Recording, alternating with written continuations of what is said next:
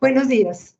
En nombre de Repsol y del mío, reciban ustedes un cordial saludo por participar en el lanzamiento de nuestro Plan de Sostenibilidad Repsol Colombia 2021, donde se plasma el compromiso de nuestra empresa por el cumplimiento de la Agenda 2030. Asimismo, doy la bienvenida a nuestro conversatorio Transición Energética hacia un futuro de bajas emisiones. Consideramos que este tema es de gran importancia, en especial en una coyuntura tan difícil de la economía mundial y particularmente de la economía de nuestra región y el país, donde la transición energética y los objetivos de desarrollo sostenible son sin duda la hoja de ruta para coordinar las acciones que permitan la recuperación mundial en un en torno a temas comunes. Y nuestro aporte como Repsol Colombia se ve reflejado en nuestro Plan de Sostenibilidad 2021, el cual les presentamos a continuación. Muchas gracias.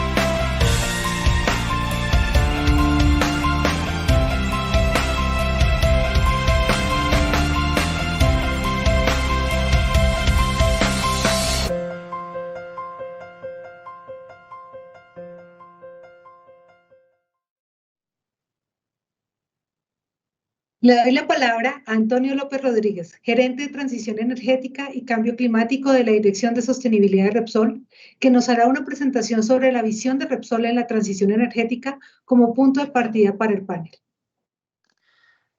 Hola, buenos días a todos. Mi nombre es Antonio López y trabajo en Repsol. Hoy os vengo a presentar, como bien comentaba Patricia, os vengo a presentar cómo Repsol va a encarar la transición energética en las próximas décadas, es decir, con el plan de descarbonización de Repsol. Básicamente, partimos de este punto, ¿no? En diciembre del año 2019 y durante la ejecución de la COP de Chile, que fue de alcance 1 y alcance 2, que son de alguna manera las emisiones que tienen que ver con las operaciones de la compañía. También estamos hablando de las emisiones de alcance 3, que son aquellas emisiones que provienen del uso de nuestros productos. Por lo tanto, Repsol en este sentido tiene una visión amplia dentro de esa senda de descarbonización y dentro de esa cero emisiones netas, pues englobando tanto el alcance 1 como el 2 y como el 3. Bien, dicho esto, quería presentaros muy brevemente nuestro claro compromiso con la energía, ¿no? En realidad estamos comprometidos con la energía en las dos vertientes que se muestran en la transparencia, ¿no? Proporcionar el acceso universal a la energía de forma que sea sostenible, asequible y segura, tres grandes cualidades fundamentales para la energía y el consumo energético, pero a la vez que sea compatible con la mitigación del cambio climático. Para ello, lo primero que dijimos es que queremos ser una compañía cero emisiones netas, pero ¿cómo lo vamos a medir? Bueno, pues definimos un indicador de intensidad de carbono y el indicador era fácil de entender porque nosotros damos energía para la sociedad y queremos hacerlo con las menores emisiones de gases de efecto invernadero posibles. Por lo tanto, el indicador es simplemente este ratio, el ratio entre emisiones y energía que damos a la sociedad. Y dentro de ser esa cero emisiones netas, pues englobando tanto el alcance 1 como el 2 y como el 3. Bien, dicho esto, quería presentaros muy brevemente nuestro claro compromiso con la energía, ¿no? En realidad estamos comprometidos con la energía en las dos vertientes que se muestran en la transparencia, ¿no? Proporcionar el acceso universal a la energía de forma que sea sostenible, asequible y segura, tres grandes cualidades fundamentales para la energía y el consumo energético, pero a la vez que sea compatible con la mitigación del cambio climático. Para ello, lo primero que dijimos es que queremos ser una compañía cero emisiones netas, pero ¿cómo lo vamos a medir? Bueno, pues definimos un indicador de intensidad de carbono y el indicador era fácil de entender porque nosotros damos energía para la sociedad y queremos hacerlo con las menores emisiones de gases de efecto invernadero posibles. Por lo tanto, el indicador es simplemente este ratio, el ratio entre emisiones y energía que damos a la sociedad. Bueno, el cómo medir esto, para ello lo que hicimos es una especie de diagrama de Sankey de la compañía. Es un diagrama donde vamos a ver energía primaria, donde vamos a mirar también la parte de la transformación de esa energía y, por supuesto, donde vamos a contemplar la energía final que suministramos a los clientes, ¿no? a nuestros clientes, ¿no? Entonces, partiendo de todos estos tres ámbitos, pues dibujamos cuáles son las energías primarias de la compañía, tanto la producción de oil como de gas, los combustibles bajos en carbono, en principio procedentes de la biomasa, todo aquello que al final nos genera biocombustibles y, por supuesto, todas las energías renovables para proporcionar para generar electricidad renovable. Bien, en la parte de transformación, pues incorporamos tanto nuestros ciclos combinados, refinerías, plantas químicas, plantas para la transformación de la biomasa y, por supuesto, también plantas de generación de hidrógeno pues a partir de electricidad renovable. Es decir, todas estas instalaciones finalmente dan lugar a los productos de la compañía, que son desde electricidad hasta productos energéticos, también productos no energéticos, como por ejemplo puedan ser los productos químicos, los lubricantes, los asfaltos, etcétera. Y bueno, y todo esto, digamos, es lo que entraría en el indicador que veíamos antes. Entrarían desde el punto de vista de energía en el consumo final y, por supuesto, emisiones a lo largo de toda la cadena, desde la energía primaria, desde la producción de la energía primaria pues hasta la transformación y finalmente el consumo final. Por eso aquí aparece también emisiones en la parte que decíamos que era el alcance 3. Bueno, con esto éramos capaces de calcular digamos, el valor, digamos, de emisiones de la compañía y podíamos trazar esta senda. De alguna manera, lo que estamos viendo es, arrancando como año base en el año 2016, pues la compañía ya ha pasado un primer objetivo de reducir el 3% de su indicador de intensidad de carbono en el 2020 y lo hemos pasado con un 3,7%. Bueno, mayor, lo que pasa es que descontando los efectos del COVID, pues nos hemos quedado con un 3,7, es decir, por mejorado el valor del 3 que era el objetivo, y ahora los siguientes metas que tenemos es el 12% a 2025, el 25% de descarbonización a 2030, 50% a 2040 y cero emisiones netas en 2050. Para hacer esto, pues todas estas palancas de reducción, desde lo que es la generación eléctrica renovable, estrategias para manejar el área de E&P, tanto a nivel de planes de reducción de emisiones de gases de efecto invernadero, a nivel de manejar la relación entre el petróleo y el gas y, por supuesto, optimizando el portafolio con la idea de reducir aquellos activos que sean intensivos en carbono. Por otro lado, transformar toda la parte del sector industrial, tanto refinerías, plantas químicas, etcétera, todo esto transformarlos en base a eficiencia energética, en base a desarrollo de biocombustibles, combustibles sintéticos, hidrógeno renovable y, por supuesto, medidas de circularidad.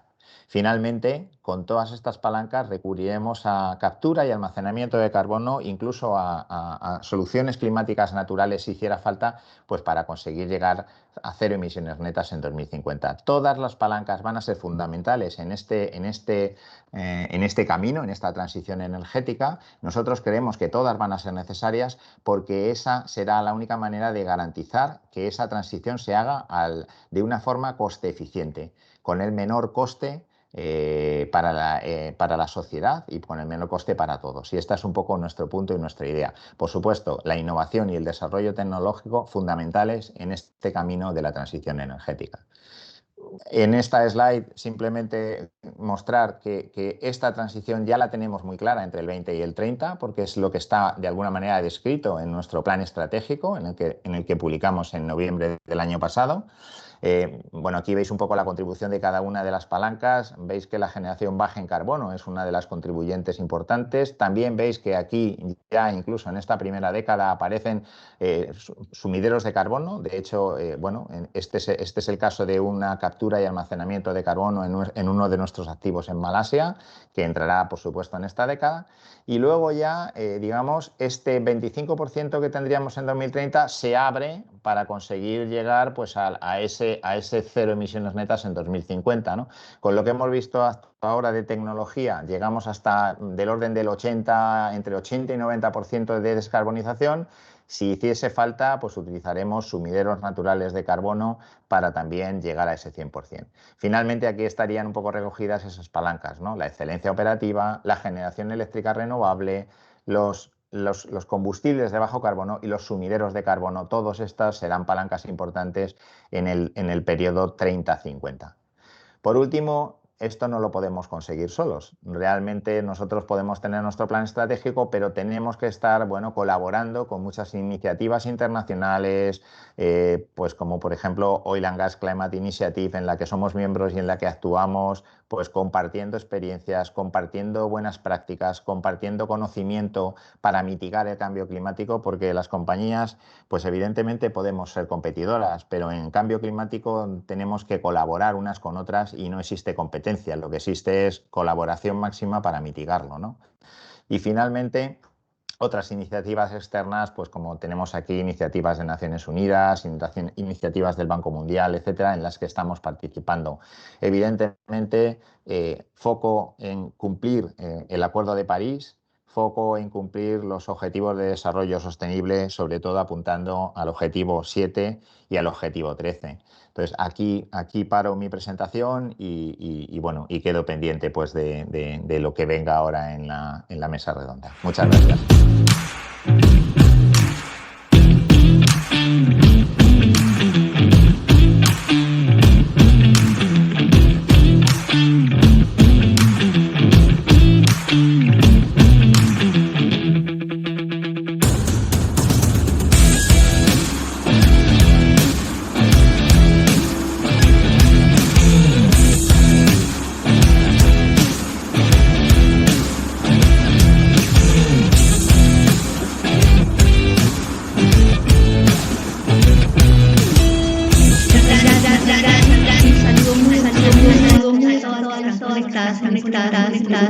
España, en diferentes lugares. Muchas gracias, muy especial a la iniciativa de tener este conversatorio ejes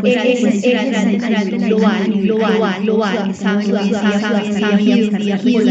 por las metas de mitigación del cambio climático, y en la medida que estas metas se afianzan en los diferentes países desarrollados y en vías de desarrollo, la transición hacia el uso de energías renovables se vuelve inminente y cada vez más necesaria. Sin embargo, a pesar, pues además de esta discusión, la gran pregunta no es hoy en día sobre si se va a dar esa transición energética o no. La gran pregunta sobre el tema es cómo se va a desarrollar en cada uno de los países, se van a alcanzar esas metas. Y por eso es tan importante tener esta conversación en Colombia, porque Colombia, como ustedes bien saben, recientemente adoptó pues unos compromisos de reducción de emisiones de gases de efecto invernadero alrededor del 50% para el año 2050. Y en eso, pues con el panel de lujo que tenemos el día de hoy, pues se hace necesaria esta conversación. En ese orden de ideas quisiera arrancar con el Ministerio de Minas y Energía, quien ha sido líder desde el punto de vista de gobierno en tomar, pues, abanderarse en apoyo a estas metas de mitigación de reducción de emisiones de gases de efecto invernadero a través del impulso a la transición energética. Julián, en ese orden de ideas, de qué manera Colombia está alineando sus metas energéticas al año 2050 con las metas de reducción de emisiones de gases de efecto invernadero, y qué señales en materia de política económica y política regulatoria y energética está dando para atender esos objetivos energéticos y ambientales? Bueno, buenos días a todos. Muchas gracias. Y muchas gracias a Repsol por invitarnos a este importante panel, clave para el Ministerio de Minas y Energía y para este gobierno participar en estas discusiones donde podemos detectar el nivel de alineación que tenemos a todas estas iniciativas, como tú comentabas, globales. En términos de la estrategia para el sector minero energético, nosotros en el año 2018 definimos nuestro plan estratégico, que lo denominamos transformación energética, que estaba fundamentado en 3 pilares sumamente importantes: la competitividad y eficiencia, la confiabilidad y acceso a los energéticos, y claro, la sostenibilidad, donde la descarbonización y la reducción de emisiones de CO2 son sumamente claves. A partir de ese plan, pues, y como tú comentabas, a nivel mundial, se ha detectado que los sectores energéticos son responsables del 80% de las emisiones de CO2 mundiales, y se han planteado como estrategias para reducir esas emisiones el implementar acciones en las energías renovables, en la eficiencia energética y en la electrificación de la economía, cosas que hablaba Antonio hace unos segundos y que es un placer para nosotros ver la sintonía que hay en la estrategia de Repsol. Entonces nosotros, a partir de eso y de la ley 1715 que se emitió en el año 2014, que era la ley que promovió la eficiencia energética en las energías renovables, digamos, desarrollamos una serie de instrumentos de política que permitían contar con una serie de incentivos para que la industria pudiera incorporar estas energías renovables y empezar ese camino a la reducción de emisiones de CO2 y de incorporación de las fuentes de energía renovable. Ahí hemos desarrollado diferentes herramientas. Por ejemplo, hoy estamos desarrollando la tercera subasta de energías renovables, que pretende dar contratos de largo plazo a una serie de proyectos que ya están listos para iniciar obras y que podrían entrar en el muy corto plazo a formar parte de esa matriz energética. Bueno, comentar que una de las metas que teníamos era incorporar entre un 10 y 12% de energías renovables a nuestra matriz a 2022. Ya hoy, con las subastas que hemos desarrollado, tenemos casi 2.500 megavatios asegurados que van a estar entrando este año y el próximo año, y vemos que hay muchos proyectos que tienen las mejores condiciones para entrar y por eso hemos avanzado en definir nuevas metas. Primero, la meta regional de algunos países latinoamericanos donde queremos tener un 70% de energías renovables en nuestra matriz. Y la otra meta anunciada hace poco por el presidente de la República, donde queremos llegar a la carbono neutralidad en el 2050. Entonces, retos muy importantes y retos que hacen que vayamos ajustando de manera dinámica nuestra estrategia, muy alineada con lo que planteaba hace un rato Antonio. En este momento estamos trabajando la geotermia, estamos trabajando el mapa de ruta del hidrógeno como una de las tecnologías que vemos que tiene más potencial para llegar a esa carbono neutralidad. Estamos trabajando eólica offshore o mar adentro, que también para nosotros tiene un potencial bastante importante. Solo para comentar, vemos que la UME acaba de publicar el Plan Energético Nacional que nos da esas posibilidades de escenarios a 2050 y que no solamente asume los pilares que les comentaba anteriormente, sino que también adiciona un pilar sumamente importante que es el conocimiento e innovación. Entonces, ese Plan Energético Nacional lo que hace es una valoración preliminar de cuánto sería la inversión y los costos asociados a cualquiera de esos escenarios posibles que tenemos hasta 2050. Y solo para comentar, hay un escenario que denominamos disrupción. Ese escenario tiene una participación del 11% en hidrógeno. Muy importante que veamos que las inversiones que requiere afrontar el país y los agentes que pertenecen a las cadenas de valor de todos los energéticos son inversiones considerables. Por ejemplo, en los escenarios que planteaban, los 4 escenarios, vemos que las inversiones en la producción deben ser del orden de 40.000 a 80.000 millones de dólares, mientras que las inversiones del lado de la demanda son entre 200.000 y 300.000 millones de dólares. O sea, del lado de la demanda, la tecnología que requerimos es una tecnología que es mucho más costosa y requiere casi 5 veces más inversión que del lado de producción, como comentaban en la estrategia de Repsol. Muy importante que en estos escenarios vemos que podemos llegar a niveles de eficiencia entre un 17 y 28% de respecto de lo que tenemos hoy, pero también de esos niveles de eficiencia vemos que el escenario de disrupción que tiene toda la tecnología que está viniendo con la cuarta revolución industrial tendría más o menos un 15% más de costos respecto de los otros. Entonces, muy importante esta alineación de estrategias, muy importante tener a las empresas que pertenecen a la cadena de valor siendo activas en el desarrollo de estas políticas e incentivos, porque eso nos va a facilitar y agilizar esta transición energética que requerimos. Bien importante, y solo un último dato para terminar, es que en todos estos escenarios el rol del transporte y de los combustibles para el transporte representa el 80% del cambio que requerimos. Muchas gracias. Adelante, por favor.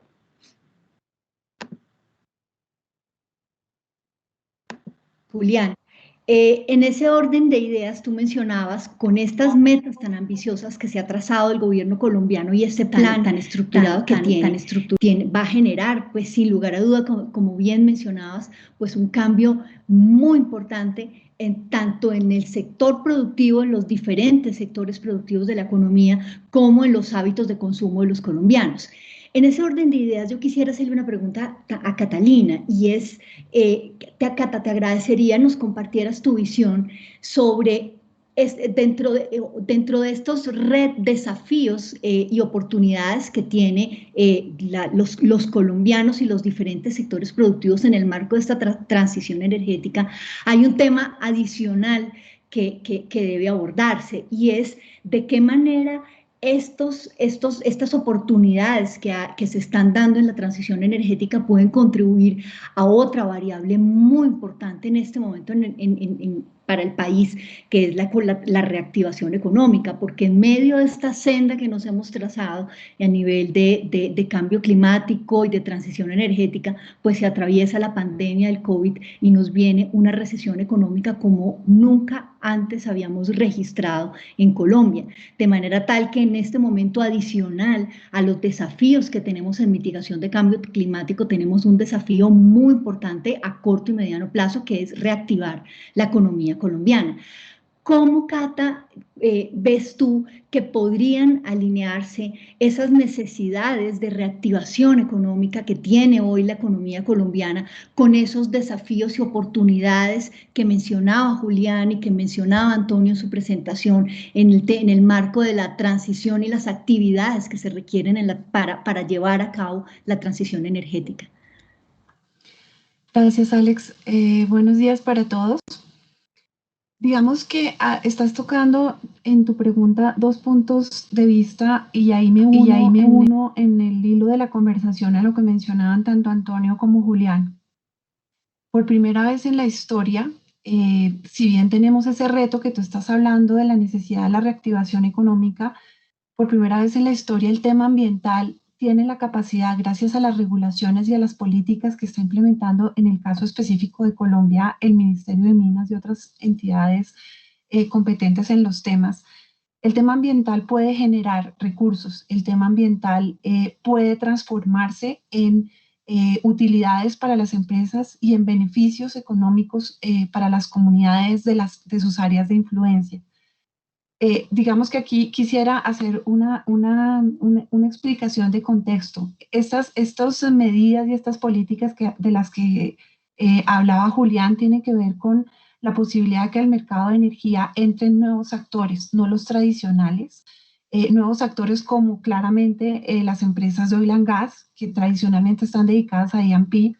La nueva regulación flexibiliza los contratos, los tiempos, las formas, las condiciones de contratación, y aquí entra de una manera muy especial, pues obviamente la generación con fuentes no renovables de energía, como la solar, como la eólica, la marítima, la geotérmica, la biomasa, las pequeñas centrales hidroeléctricas. Todas estas que son consideradas en Colombia y pues a nivel mundial como fuentes no convencionales de energía, se traducen en beneficios económicos. ¿Cómo? Como les decía, cualquier actor ahora, en la medida que cumpla ciertos requisitos, tiene la posibilidad de acceder a esos mecanismos de contratación de energía. Las grandes compañías consumidoras de energía que antes tenían plantas de autogeneración únicamente para satisfacer necesidades de consumo para sus negocios, ahora tienen la capacidad de vender esos excedentes de energía y participar en el mercado de energía mayorista. Tienen la posibilidad de co-crear, con instalar, con construir plantas de generación con fuentes no convencionales de energía con actores públicos y privados. Tienen la posibilidad de utilizar estas energías verdes que cada vez están más incentivadas para obtener beneficios tributarios, para acceder a créditos, para acceder a emitir bonos verdes de energía o bonos sociales, porque la electrificación, pues en últimas, es una generación de bienestar social en las áreas de comunidades. Tienen las posibilidades de tener prioridades porque la normatividad lo permite, de que los recursos de regalías, en el caso de la industria extractiva, oil and gas y minería, puedan destinar como en forma prioritaria los recursos de inversión social hacia electrificación, hacia el saneamiento básico, hacia la potabilización del agua. ¿Por qué menciono el agua y el saneamiento básico? Porque muchas veces esto se hace gracias a fuentes no convencionales de energía, como estas energías renovables que les estoy dando. Porque ahora para acceder a créditos, las compañías no simplemente tienen que mostrar unos sólidos estados financieros, sino también el cumplimiento de estándares ambientales, sociales y de gobierno corporativo, en los cuales la industria de oil and gas es bastante conocedora y bastante experta en el tema, de manera que estos temas se pueden traducir hoy en día en dinero para acceder a un crédito, para acceder a bonos, para acceder a recursos de fondos de inversión que solamente están prestando o invirtiendo en proyectos que tienen objetivos de sostenibilidad. No solamente me refiero a banca multilateral a nivel internacional, sino también a bancos colombianos. para acceder, digamos, en las calificaciones, en los contratos con el Estado, no solamente con la UCME, sino específicamente, por ejemplo, en Colombia, frente a la Agencia Nacional de Hidrocarburos o la Agencia Nacional de Minería, para acceder en forma prioritaria o tener puntos en su forma de contratar, de acceder a los contratos en las rondas de habilitación de los diferentes contratos. El mayor valor de la energía verde. Hoy en día estamos oyendo que no solamente los bonos por reducción de emisión de gases de efecto invernadero, sino las energías, los ERTs, las energías de reducción de quien invierte en estos proyectos de reducción de energía puede cotizar su energía mucho más alta. Lo estamos viendo en Colombia. La energía verde proveniente de estas fuentes no convencionales se cotiza a precios más altos desde el punto de vista comercial, gracias a esa flexibilización comercial de la que hablaba Julián, no solo desde el Ministerio, sino desde la CREC. Se priorizan, como les decía, la posibilidad de efectuar obras por impuestos, obras por regalías, destinados a este tipo de proyectos en los municipios que son de mayor conflictividad social o en los municipios que son PEDET, es decir, que tienen programas con enfoque territorial. Y por ponerles un ejemplo y para resumirles cómo este boom energético de la energía verde, como llamamos en Colombia las energías renovables, se traduce en bienestar para las comunidades.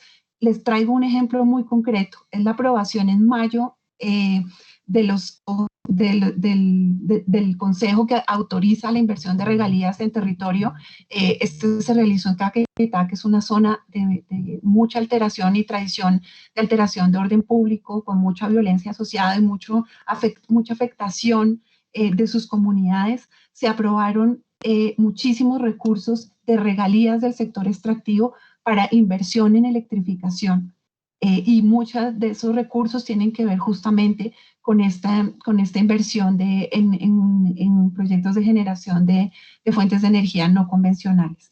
De manera que lo que hay son beneficios. Obviamente se impacta, ahora lo vamos a discutir más adelante, se impacta el negocio de las compañías E&P porque ya no puede seguir siendo las mismas inversiones, pero hay beneficios económicos, hay reactivación económica, se puede generar una redestinación de recursos hacia otro tipo de inversiones más verdes, más amigables con el medio ambiente, más amigables con las comunidades, pero que al mismo tiempo generan beneficios. Otro punto muy claro, y con esto cierro, para que ustedes vean cómo se puede generar reactivación. Estos proyectos de energías renovables tienen a su cargo una inversión social específica, es simplemente social. Es el 1% de las transferencias del sector eléctrico, que en el caso de los proyectos de energías renovables no va para las corporaciones autónomas regionales de naturaleza ambiental, sino que va específicamente para proyectos de inversión social en los municipios, en las comunidades étnicas de sus áreas de influencia. Todo esto en lo que se traduce finalmente es en reactivación, es en más recursos para las regiones en donde están este tipo de proyectos. Excelente, Cata, muchas gracias. Creo que con este panorama que nos abre aproximación al tema, creo que hay una oportunidad muy importante para el país. Los 120.000 millones de dólares que mencionaba, que se requieren de inversión, que mencionaba Julián, que estima el Ministerio de Minas, va a apalancar esta reactivación, el impacto que esos montos de inversión tan importantes para un país como Colombia, como mencionaba Cata, pueden traer y apalancar proyectos no solo a nivel nacional, sino de desarrollo territorial, pues sin lugar a dudas pues van a generar un impacto y un encadenamiento en los diferentes sectores productivos y las dinámicas económicas nacionales como regionales que van a ser muy importantes en esta tan anhelada y necesitada reactivación económica que requiere el país en estos momentos. En eso mencionabas un tema, Cata, muy importante que quisiera ahondar, y es dentro de esos oportunidades y posibilidades de apalancamiento tanto de proyectos como de inversiones tanto a nivel nacional como territorial. Mencionabas que el sector de oil and gas y este tipo de compañías pueden generar o tienen, y son las llamadas también a tener y desarrollar pues unos y a jugar un papel importante dentro de este abanico de oportunidades que desde la regulación se están abriendo, incentivando y que además desde sus actividades propias, como mencionabas, y su ubicación geográfica, pues se pueden aportar. Juan Carlos, ahí en ese orden de ideas, una empresa como Sierra Col y desde la posición que lideras, en estos momentos, ¿cuáles oportunidades estás viendo desde una empresa oil and gas tan importante como la que representas en este momento? ¿Ves para aportar en estos proyectos de mitigación y de reducción de emisiones, pero a su vez que le apunten al otro objetivo de las metas de transición energética y de cumplimiento pues, que se ha trazado el gobierno nacional? ¿Qué oportunidades están evaluando ustedes como compañías, casos concretos en Colombia, dentro de ese abanico de oportunidades que se han venido comentando? Alexandra, gracias por el espacio. Sí, efectivamente, como no sé si todos saben, Sierra Cole es una compañía nueva con una visión bastante diferente a la que tradicionalmente traíamos con Occidental de Colombia, con los activos en Colombia. Y el tema de la reducción de la huella de carbono es una de las prioridades de la compañía. A raíz de eso se estableció un plan acelerado de reducción de huella de carbono y a lo que tú preguntas, hemos detectado que tenemos muchísimas oportunidades que no habíamos explorado los años anteriores y que no nos habíamos focalizado en tales opciones. Nosotros en nuestro campo en nuestro campo principal de Caño Limón tenemos básicamente un consumo de energía extremadamente alto, más de 100 megavatios por el consumo que tienen las bombas ESP. Y por ser un sistema aislado del sistema nacional de transmisión, no en el circuito cerrado, pues todo el soporte de energía estuvo basado en motores a crudo. Estos motores a crudo que generaban más de 60 megavatios, la gran mayoría de la potencia del campo, estamos haciendo una transición de cambio a energía inicialmente con energía de la red que tiene 3.5 veces menos impacto en el aporte de CO2 equivalente y lo estamos haciendo muy rápido. Nosotros en la compañía hemos visto que logramos identificar oportunidades de incluso reducir mucho más allá de las metas tanto del Protocolo de París como de acuerdo a las metas nacionales.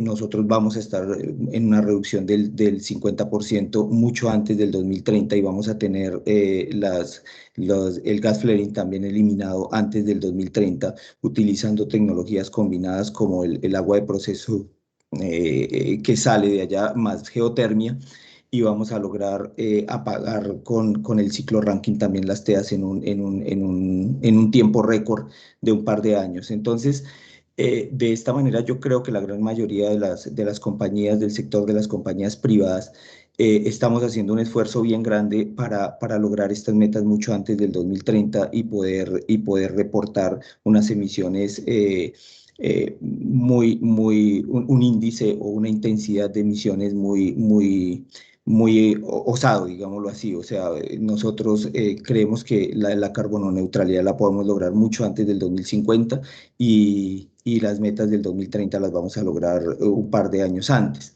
o unos 5 años antes. Entonces, en este orden de ideas, nosotros estamos totalmente alineados, como lo que mencionaba Julián, con las políticas del país y nosotros estamos adicionalmente trabajando fuertemente en la eficiencia energética. Hemos notado, al igual que algunos planes que tiene el mismo Ecopetrol, que podemos lograr en menos de unos 3 o 4 años una eficiencia adicional en el consumo energético, que como les mencionaba es extremadamente alto en el campo nuestro y podemos lograr básicamente una eficiencia adicional del 20% en consumo energético, porque pues si bien el aporte en emisiones está dado en nuestro caso por mucho del consumo de energía con equipos diésel a crudo. También, obviamente, la energía de la red eléctrica también genera emisiones de más o menos 0,16 toneladas de CO2 por cada megavatio que consumimos. Entonces,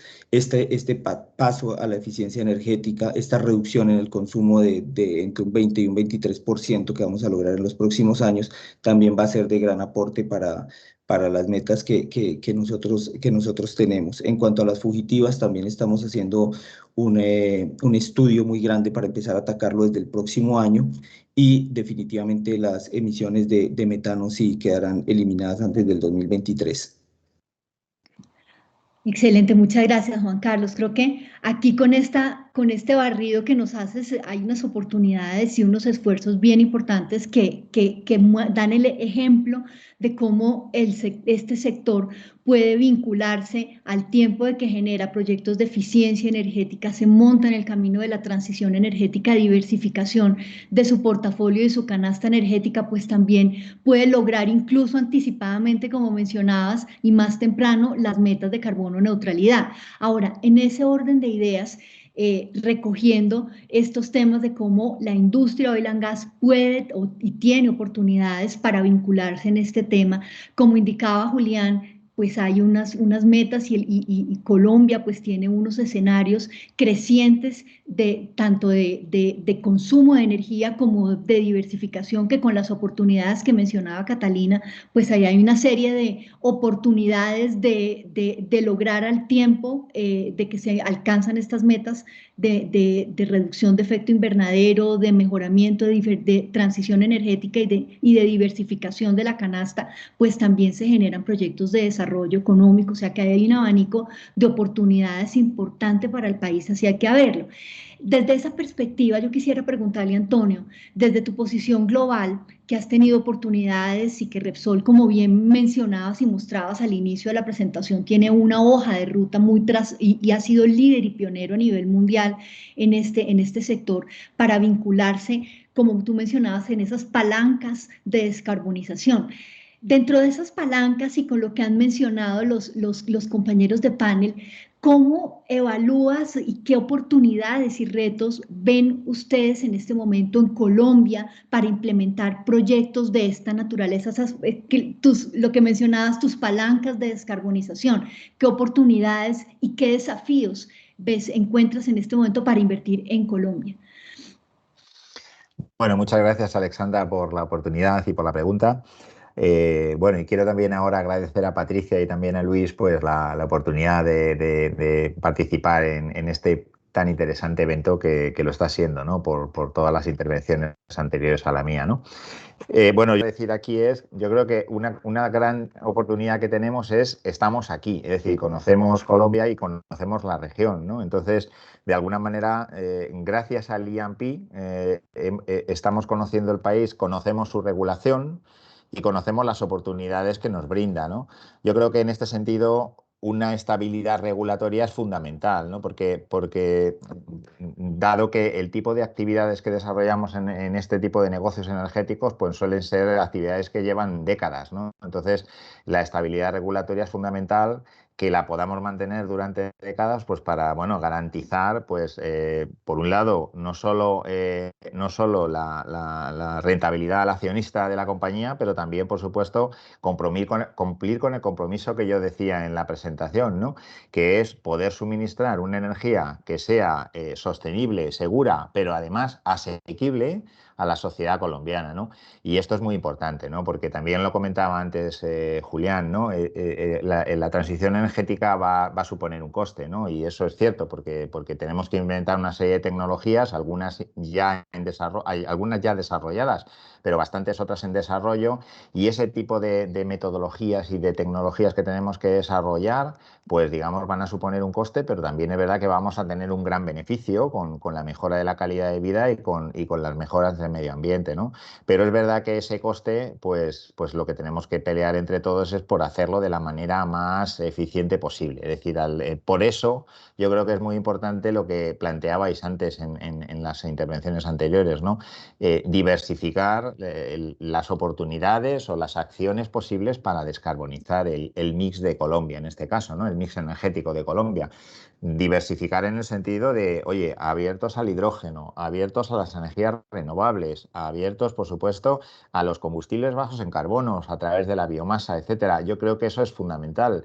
Veis que yo creo que el otro día la Agencia Internacional de la Energía también sacaba un escenario nuevo de 1,5 grados y se focalizaba mucho en la electrificación, pero aún en ese escenario en el que se focalizaba excesivamente en la electrificación, se veía que era imposible llegar a electrificarlo todo. ¿Por qué?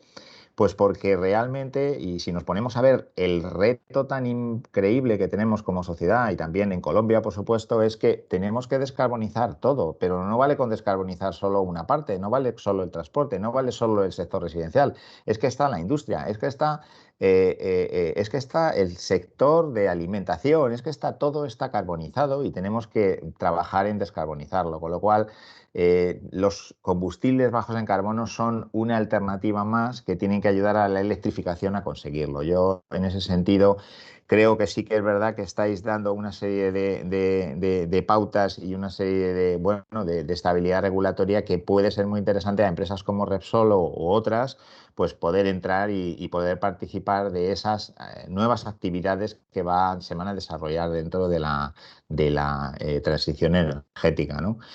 Aquí yo creo que también es importante que nuestra estancia en el país nos permite conocer mejor el mercado de retail, ¿no? Porque vamos a ir a una serie de actividades ya, pues no tan generales como las del I&P, ¿no? Sino ya mucho más focalizadas en el cliente final, ¿no? Si al final te metes a participar en actividades renovables, vas a necesitar conocer qué necesidades y cómo podemos encajar, pues, desde nuestros productos, desde nuestra oferta energética hasta nuestros servicios energéticos en ese cliente final, ¿no? Con lo cual es muy importante ese conocimiento de los hábitos y de las costumbres de esos mercados finalistas, ¿no? Existentes en Colombia.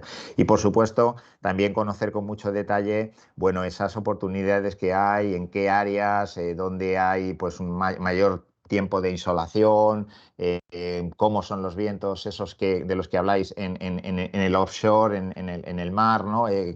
Con qué continuidad, o sea, ese tipo de cuestiones que al final garantiza el número de horas en las que vamos a poder aplicar las tecnologías y por tanto va a maximizar, digamos, la inversión porque va a proporcionar pues, más energía para la misma inversión, ¿no? Yo en ese sentido, bueno, básicamente creo que sí que hay un montón de oportunidades. Hablaba también Julián del hidrógeno. Yo creo que el hidrógeno, desde el punto de vista de per se, y mucha gente habla de esta economía del hidrógeno, ¿no?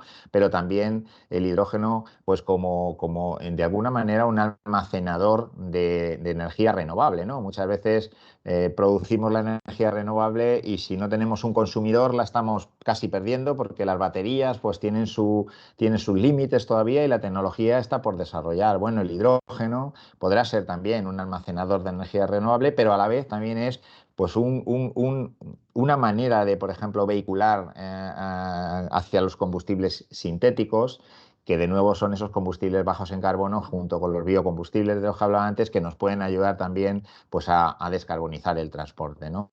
Yo en ese sentido sí que creo que Colombia pues, puede tener un montón de oportunidades que empresas como las nuestras pues seguro que van a poder encontrar allí. Excelente, excelente, Antonio, y muy interesante tu perspectiva, porque mencionabas pues dos elementos vitales. Uno, estabilidad jurídica. Eso es un tema muy importante en Colombia, sobre todo y quiero con eso darle la palabra a Cata. En el tema del gobierno colombiano pues ha expedido una serie de señales regulatorias, de incentivos tributarios, en fin, que para inversiones de largo aliento como estas, pues sin lugar a dudas, pues será necesario que se sostengan en el tiempo.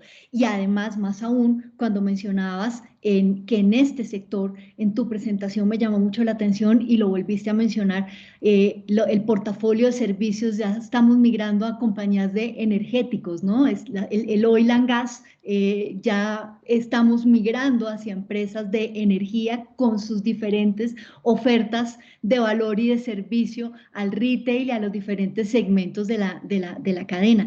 Cata, teniendo en consideración esos temas que mencionaba, como mencionaba Antonio, de estabilidad jurídica y de en sí mismo migrar hacia empresas de energéticos, específicamente en oil and gas, ¿cómo se vincula o qué ejemplos y oportunidades en concreto para el oil and gas estás encontrando de los análisis que ustedes hacen en este momento en Colombia? ¿Cómo ves que se vinculan este sector en este tema de la mitigación de cambio climático y transición? De varias formas, Alex. Las hemos mencionado tangencialmente, sobre todo Juan Carlos dándonos sus ejemplos concretos y Repsol mostrando claramente su plan de sostenibilidad, pero en Colombia hay varias formas. Yo inicié mi intervención anterior mencionando cómo las resoluciones de la CREC y la normatividad expedida por el Ministerio de Minas permite y flexibiliza la participación de actores no energéticos tradicionales dentro del mercado de energía. Y la posibilidad concreta es volverse comercializadores de su propia energía o comercializadores de la energía en proyectos con generación de fuentes no convencionales de energía, como todos los que han mencionado, la geotermia, la biomasa, obviamente la solar, la eólica, las pequeñas centrales hidroeléctricas cuando se hacen, por ejemplo, con las comunidades en las zonas de influencia. Eso en el mercado interconectado, pero no hemos mencionado aquí y hay que ponerlo de presente porque en Colombia las zonas no interconectadas son la mayoría en territorios alejados donde no llega el sistema de transmisión nacional ni regional. Y en esos puntos, que es donde está el sector de oil and gas, normalmente son puntos olvidados por el Estado y donde son las compañías de oil and gas las que hacen presencia en territorio. Son las llamadas a entregar también a través de sus inversiones socioambientales, entregar estos proyectos de energía en beneficio de las comunidades y generar ecosistemas inteligentes donde se les da la oportunidad a las escuelas, a los hospitales, al transporte. En general se le da beneficio a todos los diferentes sectores económicos en estas zonas no interconectadas a través de este tipo de proyectos. Entonces, hay que tomar en cuenta que si bien esos incentivos de los que hablaba Julián son incentivos en principio para desarrolladores de proyectos de energías renovables o de los que montan proyectos de eficiencia energética, todo el tema de la transición del uso del gas natural o del GLP, lo que en últimas está pasando con todos estos proyectos es que nos permiten diversificar los servicios energéticos de las compañías de oil and gas, tomar en cuenta que el mercado de energía le apunta a 3 principios claves, como lo mencionaba la presentación de Repsol. Acá el mercado de oil and gas o la producción de oil and gas no se va a eliminar, porque la canasta energética de Colombia es mixta. La canasta energética de Colombia siempre ha existido gracias al gas, obviamente es renovable sustancialmente porque en su mayoría no es térmica, sino es hidroeléctrica. Pero la normatividad en la ley de servicios públicos nos exige que haya una garantía de suministro y de confiabilidad. Entonces, en ese sentido, no es que las compañías de oil and gas se van a desaparecer.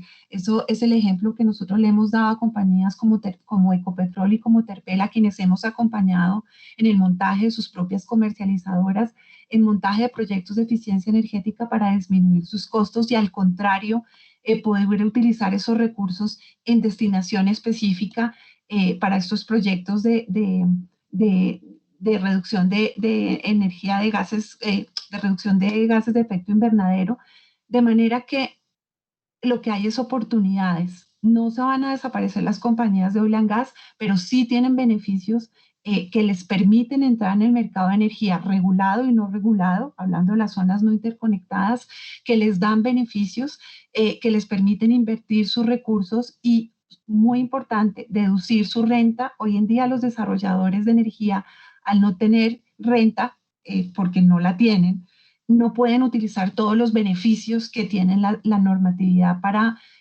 beneficios de incentivos tributarios por inversión en este tipo de energías y en este tipo de proyectos. Lo que sí puede hacer uso las compañías de oil and gas.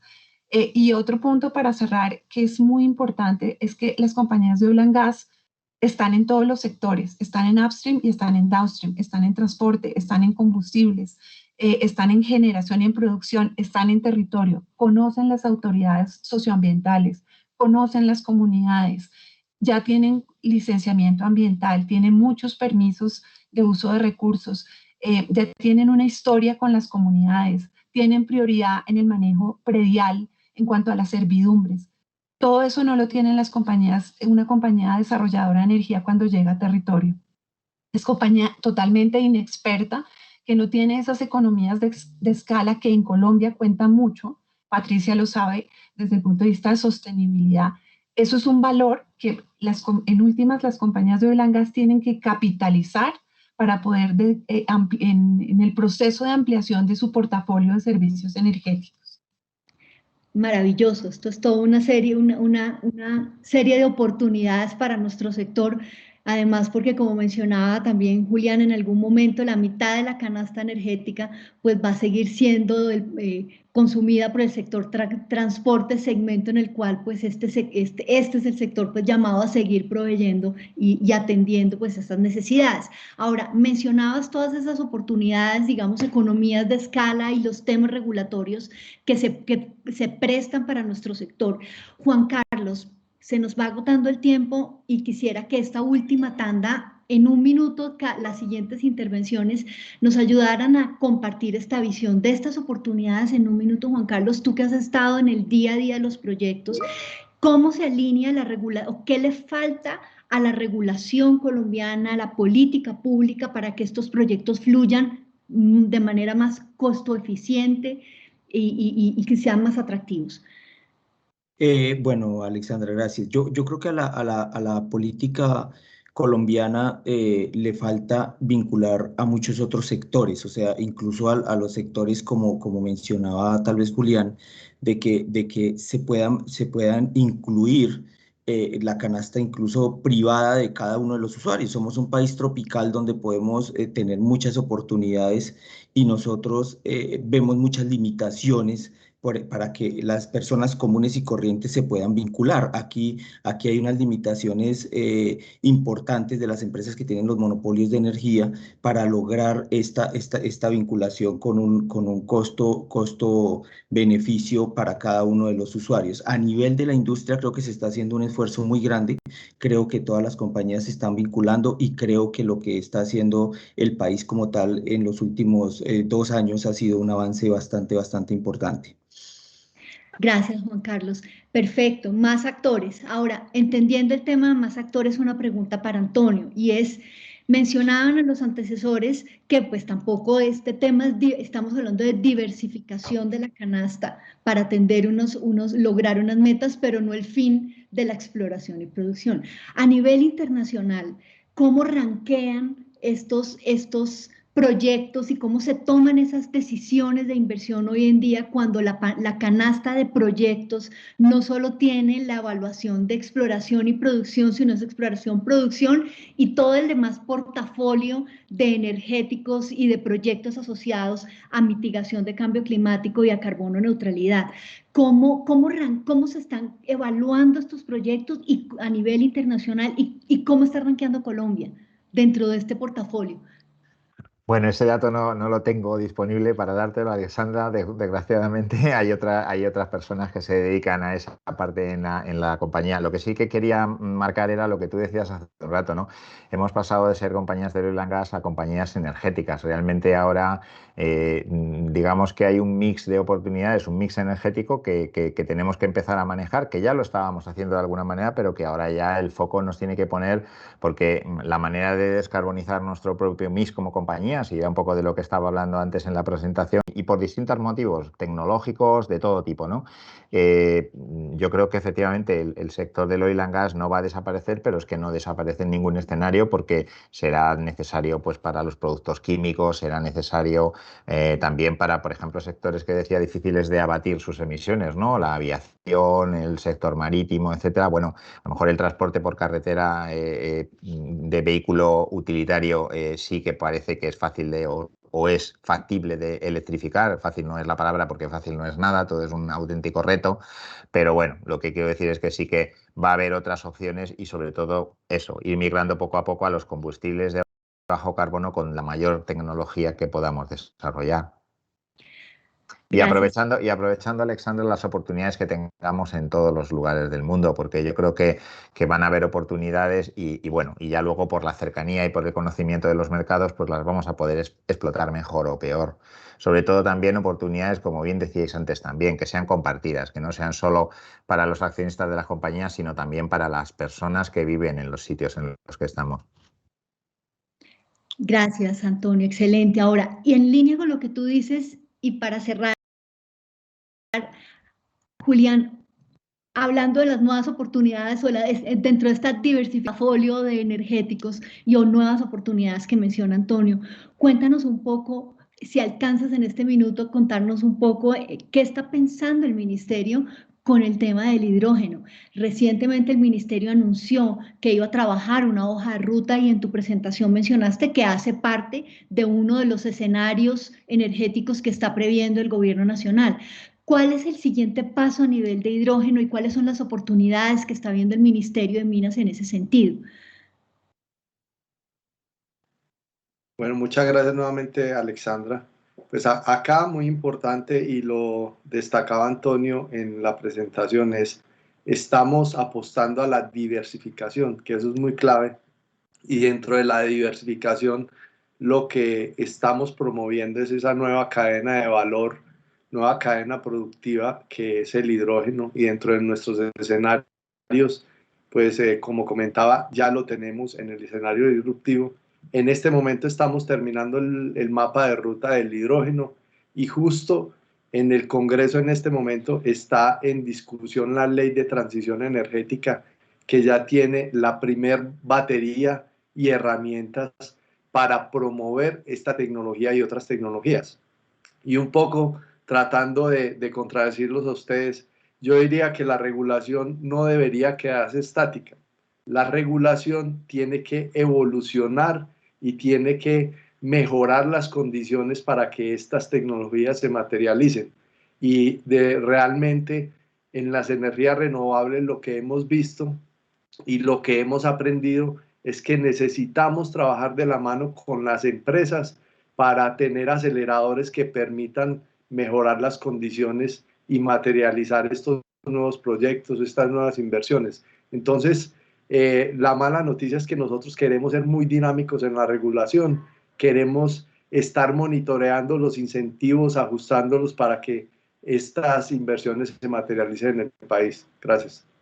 Gracias, Julián. Bueno, creo que ya con esto podemos dar por terminado definitivamente la discusión actual es cómo cada país va a lograr atender esas metas en el principal desafío de toda la humanidad, que es lograr estas metas de descarbonización y mitigar el cambio climático al ritmo que generamos un portafolio energético más diverso, nuevas oportunidades además de desarrollo y de inversión, tanto de desarrollo económico a nivel nacional como en las regiones, donde hoy la gas, sin lugar a dudas, tiene un papel protagónico. Muchas gracias a todos. Creo que ya por hoy podemos dar por terminada esta primera discusión. Muchas gracias, Repsol, por esta iniciativa en un tema tan importante para Colombia y el mundo. Muchas gracias a todos. Gracias.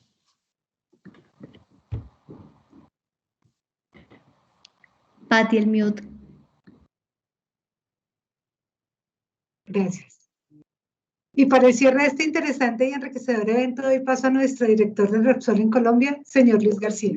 Luis, el es tuyo. Hola, buenos días a todos. En primer lugar, quiero disculparme por no haber podido estar al inicio. Ayer a última hora, bastante tarde en la noche, me cambiaron una reunión a eso de las 8 de la noche y me fue imposible el no asistir a la anterior y por eso me perdí el inicio de la presentación, ¿no?